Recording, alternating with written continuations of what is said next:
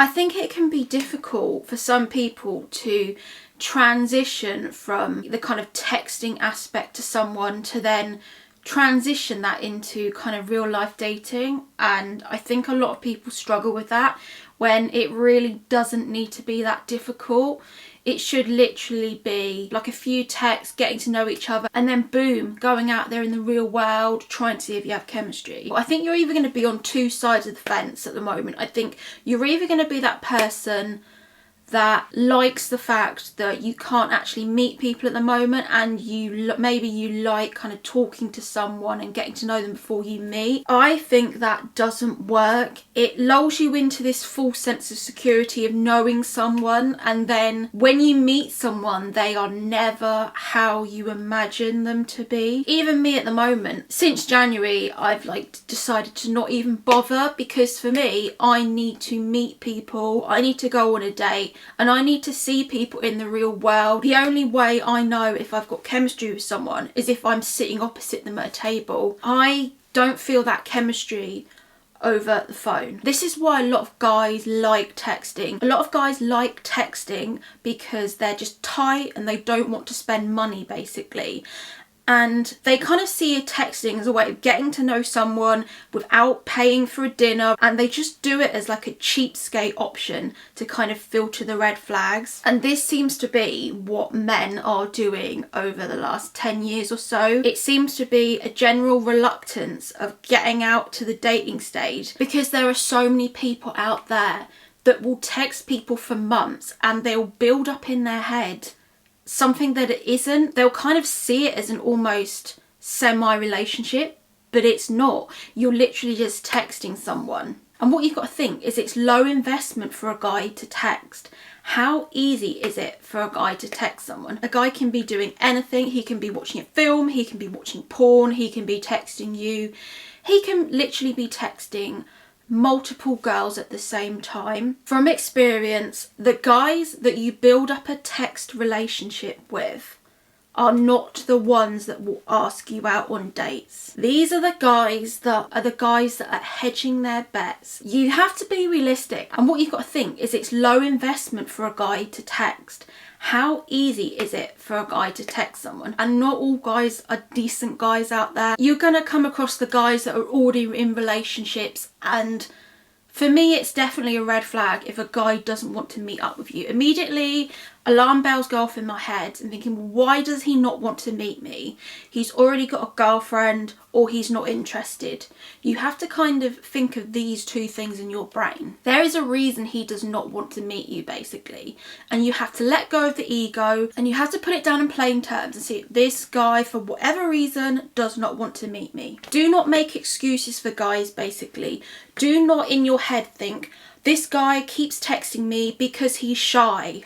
I'm literally fed up of the shyness excuse that people use. People use the shyness excuse all the time, and I just don't believe it. If you really like someone, and even if you're probably a bit introverted like I am, if someone amazing asked me out on a date, even as shy and introverted as I am, I would be practically running to that date. For me, texting is boring. And if a guy keeps texting me, I automatically lose interest in him. Guys that keep wanting to text me during the day, and it's like, I've blocked out that time to do my job. I don't want to keep entertaining you while I'm working, talking about how your day is. The worst text a guy can send, aside from an erect penis, is the "how are you" text. Nothing turns off women more than the "how are you" text, because it's just a filler text. People say it as, oh, he's just being nice, he's trying to get to know you. That might be the case, but for women it is an absolute turn off, because it's just kind of filler conversation that's not going anywhere, and it's not progressing the momentum. It's not asking a woman out on a date. When you send a "hey, how are you" text, it's literally saying to the other person, nothing is going on in my life. I am bored. I need validation. Hence, I am asking you how your day is.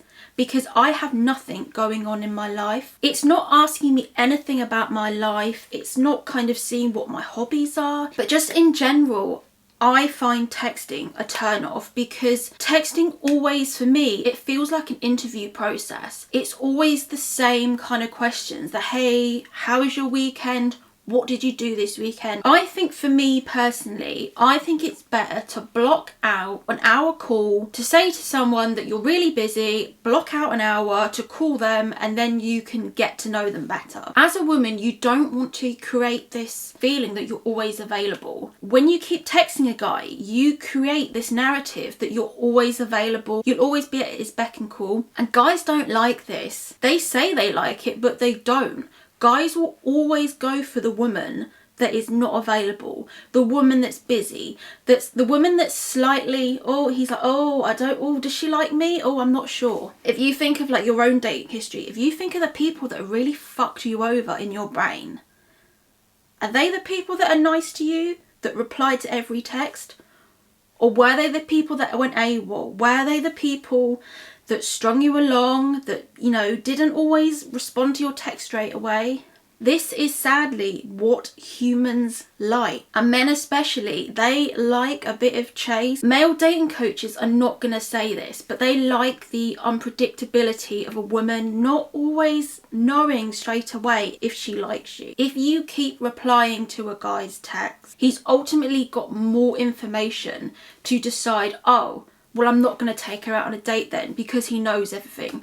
Whereas if you held back more, he'd be more likely to ask you on a date, because he doesn't know, you're just like a mystery, and he wants to find out more. If you do this with guys, they'll just use it as an excuse. The more you volunteer, people will nitpick, and then they won't go on a date with you.